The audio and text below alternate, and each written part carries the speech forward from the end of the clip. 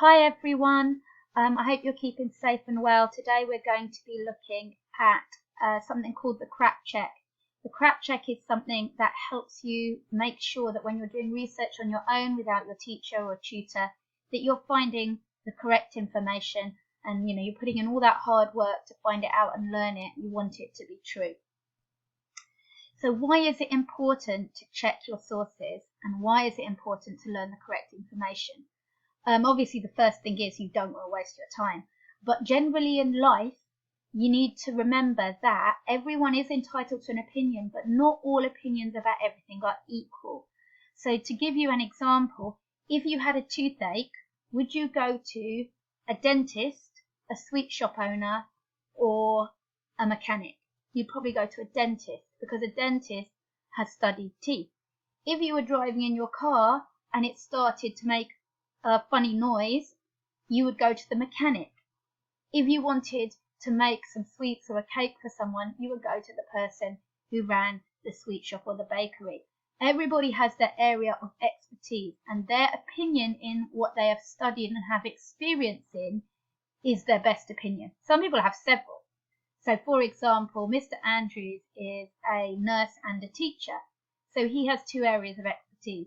But what you don't want to do is just go to some random person on the internet who doesn't know anything and is pretending and get their opinion when you could be getting somebody who has experience and qualification. So that's what this is all about.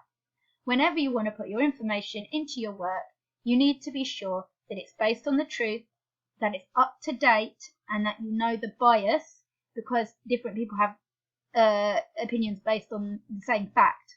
They've just scrapped the free Oyster card. The people in charge of the money for TfL are probably happy about that because they're making more money. The people who are in charge of getting fewer people to drive and help the environment are probably not very happy about that because that will force more people into cars. Same fact, different opinions. And you also, like I said, want to check that the writer knows what they're talking about. So this checklist, the CRAAP checklist, will help you do that. It stands for current, relevant, authority, accurate, and point of view. And you can kind of count it on your hand. So there's 5 and you've got 5 fingers. So if you're researching, you can check, does it meet all of these? The first thing is it current? When was it written? If you have a look at this, these are both phones. If you looked up in an encyclopedia in the 1960s, what is a phone? It would look like that. If you look up nowadays, what is a phone? It looks like that. They look totally different. They've got totally different mechanics inside them.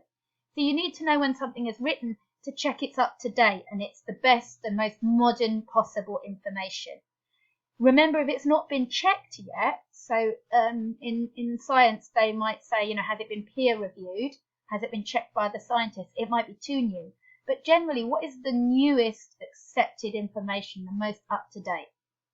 The only exception to this is if you're doing a primary source for history or for English literature or for geography and you need something from a specific time. So for example, if you're looking at the explosion of Krakatoa, you would want eyewitnesses accounts from when that happened. So your current would not be nowadays. Your current would be when that happened. If you were looking at what King James thought about witches from Macbeth, you would want to look for sources from the Jacobean era. So you want to make sure that it's either bang up to date or for the dates you are looking for. Next thing, is it relevant? You haven't just Googled one word and just clicked on the first thing. Make sure when you're searching for exactly what you are supposed to be searching for. You might need to use more than one word. You might need to use synonyms. So for example, if you're looking up a life story, you might search for the person's name and then bibliography. So Albert Einstein, biography. Albert Einstein biography. And the next thing you might say is Albert Einstein life story. Albert Einstein, his life. And keep doing those kind of searches till you find really good, clear website. Don't just put one word in. Here's an example. This is an example because I've been homeschooling. This is what my daughter had to find out about British garden birds. This is a British garden bird, a bird that you might see in your garden in Britain.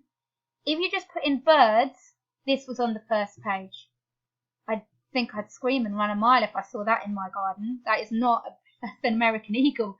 You wouldn't see that in a British garden. You'd see something like this. So, you have to put the right words in. Next thing is authority. Now, authority means somebody who has the power. In this case, not necessarily the official power, but the brain power. Are they really an expert? Don't trust anything where they don't tell you who wrote it and they don't tell you what organisation they are. What's the name of the person? Yeah? And what do they know? Do they have a Wikipedia page about their life saying that this is a famous professor or whatever? Is the website reliable? So the Daily Mail, for example, is a newspaper, but it likes to be sensationalist. It likes to get lots of hits by exaggerating. It talks about celebrity gossip and stuff like that. So although it's a famous newspaper, it's perhaps not as reliable as the Times, the New York Times, the Guardian, the Independent, the Telegraph, who are more sober in their tone. So make sure that you're checking is a reliable website. Is it, for example, Great Ormond Street Hospital might be a good place to research treatments for medical conditions for children, because they are a well-known hospital for that. So make sure that the organisation and the people involved, you know who they are and you know that they're really expert. If they're not telling you what organisation they are or who wrote it, then it's worrying. Yeah? It's like, have they just made it up? And you can check backlinks and sources. So it might be that somebody has made a website, they're not an expert, but they've got the information from someone who is, and they'll say at the bottom, I got my information from, and then a link. So for example, a food blogger might put a recipe for cupcakes up and say, this is adapted from Delia Smith, and there's a link, and you can link back, and you see that they've got their information from a famous cook. So just go through and make sure that they're getting their information from someone you can trust, and they're not just basically making it up. Who are they? And if they're not somebody you can trust immediately, are they just relaying the information from someone you trust? If it all goes a bit funny and there's no names and there's no source for the information, you might not be able to trust it. The next A is accuracy. So look carefully at those links. Are they linking back to reliable sources? Are they just linking back to themselves? Are they linking back to a website that is pretending to be reliable? So, for example, near me, it went bust. There was like a little tuition college that called itself St. Catherine's Oxford College. And they had slightly twisted on the name of an actual university college, but they were just above a shop doing GCSE tuition. So just make sure that the website is genuinely, if it was genuinely that college or genuinely that university, is it accurate? Check the facts by double checking them against other sites. So if you wanted to find out about someone's life, we know we can't trust Wikipedia, but if you put in some of the facts from that website, would several reliable websites come up with the same dates and the same times? If most of it is accurate, you can probably trust it. If you're finding it hard to check the accuracy, maybe you can't trust it. Yeah? So be really rigorous and check. For my new fact, do I feel that I can believe the rest of this? If anything seems a bit odd, then don't. And the final one is point of view. So you need to check the author and what their opinion is. So linking back to what I said earlier, if you were to look on Sadiq Khan's social media, he says they have stopped free Oyster cards for children. This is a bad thing for congestion in London and for children getting to school, because he's the Mayor of London and those are his responsibilities. If you went to a report from the Financial Department of Transport for London, they might say this is a good thing, it's going to make us more money. Same fact, different point of view.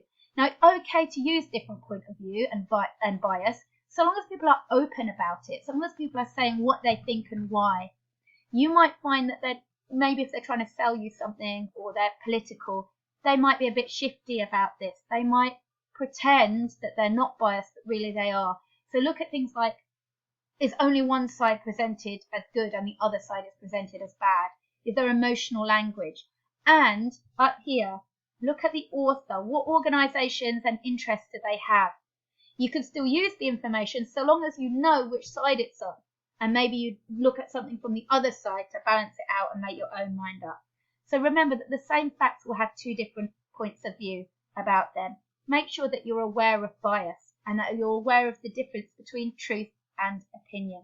And also remember that some people will write fact after an opinion. Doesn't mean it's a fact. Fact is something you can prove or check. So only ever use research when you've checked the CRAAP test.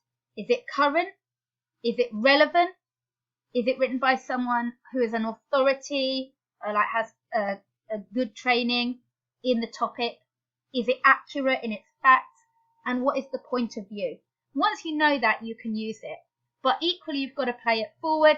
So once you've done that work, you should include your links to show that everyone can trust where you got your information from. So include a bibliography or include links at the bottom of your homework so your teacher can check. So that's how to do a CRAAP test. It's very, very useful, and it won't just be useful when you're at school. It'll be useful in life. So, if I'm buying a new car or a new telly or something like that, when I'm checking out what I'm buying, I'm kind of using this. I'm not just going to go with what the advert tells me. I will check reviews. I would check professional reviews. I would check experts, like there's a website called Which. And I'm only going to lay down my money when I know the truth of the matter. And so as this carries you forward through life, this kind of attitude will help you not just with your studies, but with life. We've noticed as well with the Black Lives Matters protests that they tried to cover up some crimes that were committed by police officers. If people hadn't been rigorous, if people hadn't checked those facts, if people hadn't said, no, look, this happened on this day, this film shows this, the law says this, then this would have never got underway. So it's actually important to, it's important for your own human rights to know that you are checking sources. And if a politician says, no, it's okay, it's fine, you might want to go and check on the facts of that. Was it not okay? Was it a case that there was brutality? Was it a case that a law was broken? Do you need to protest? Or do you need to write to somebody? That kind of thing. It's actually very, very important to do this kind of check in your everyday life, even when you leave school. But for now, the most important thing for you is to use this in your study, because it will help you, because you don't want to waste time learning things which are incorrect. So stay well. Don't forget to read the news, and don't forget to use this when you read the news and when you do any work.